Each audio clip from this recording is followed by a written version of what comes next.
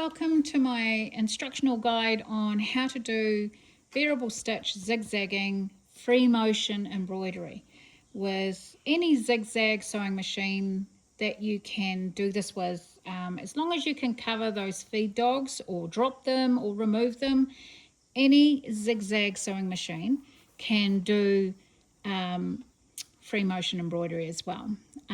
Really good for infilling and things like that. So with this one, this is a 1954 Singer 401G treadle. So I'm actually treadling this one.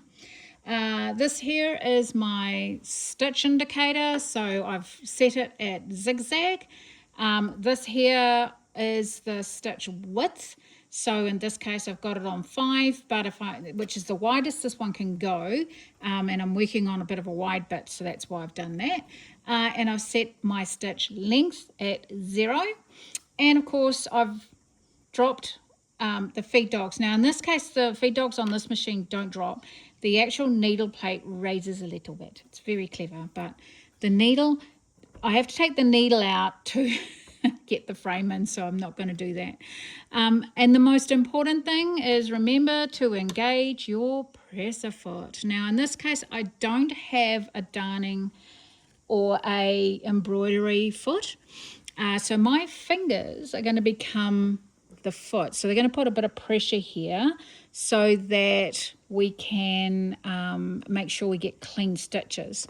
So I've done, as you can see, I've done a bit, and what I'm going to do is going to move you over to here, and we'll just set you up so that you can see the action without the big fingers in the way. And so basically all I'm doing is filling. So as far as tension is concerned, I've lessened it just slightly, but not much. I use, we're just going to drop that stitch down a little bit because we've got a pointy bit here. And then we'll raise it again. I'll just get that into there.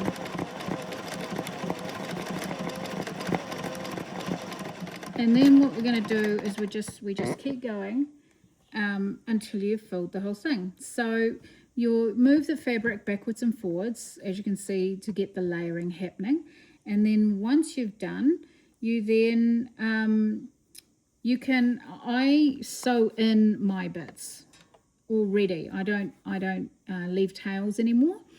And when I want to move to another piece, I just pull this here, move it over to there, then I'm going to lock in a couple of stitches. So we first of all want to make sure which way that is going. There we go. So I lock it in, and I'm just going to drop that down a little bit because I need a little bit of a pointy bit here.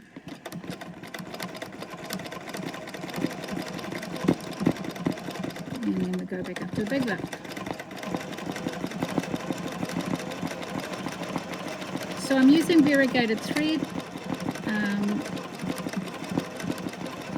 so I can get that sort of calico patchy looking colour. This is a cat stencil that I've got that is really nice, quick and easy to do. So hope that has helped, and if you've got any questions, just ask. Enjoy.